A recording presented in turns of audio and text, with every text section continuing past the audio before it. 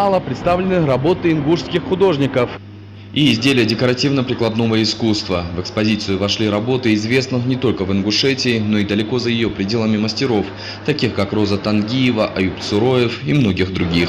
Выставка пользовалась большой популярностью у зрителей. Буквально за час материал, привезенный для продажи, был раскуплен.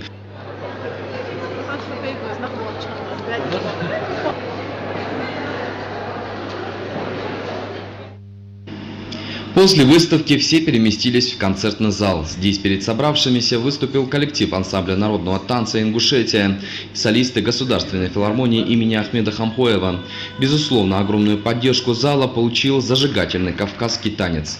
Ритмы огненной лезгинки снова в танце кружат нас. Какие дни культуры Ингушетии без традиционной лезгинки?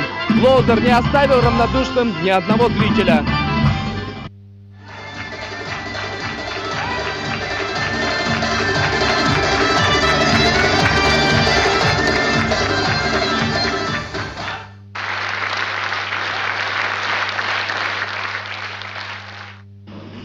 Пожалуй, самым долгожданным для публики стал выход финалистки конкурса «Голос» Рагда Ханиевой. Зрители очень тепло встретили юную певицу. Как признается сама Рагда, для нее представлять Ингушетию на таком мероприятии очень важное и знаменательное событие. Меня зашкаливает гордость, и очень приятно, что мы представляем культуру нашей республики в такой республике, как Татарстан. С театральной жизнью нашего края гостей мероприятия ознакомили актеры Русского музыкально-драматического театра «Современник». Служители Мельпомены представили на суд изысканной публики отрывок из пьесы Антона Павловича Чехова «Предложение». Ну теперь-то всякая собака знает, что иначе планы не видите.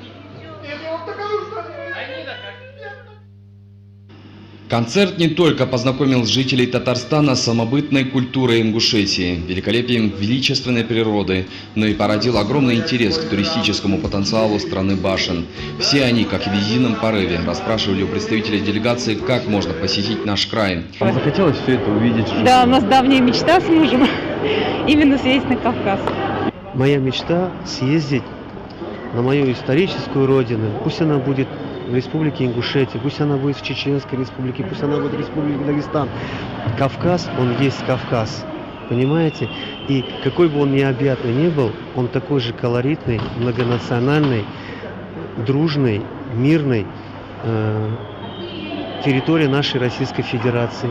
И если даже вот мои предки, они представители Грузинской республики, но тем не менее, даже побывав в вашей республике, я буду себя ощущать, что я побывал на своей родине.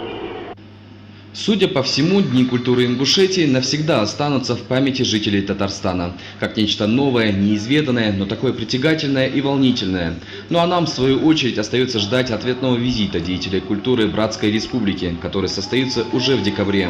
Акраман Ивлоев, Магомед Нальгиев, Данил Гатагажев. Вести Ингушетия из Казани. История – это наука, изучающая всевозможные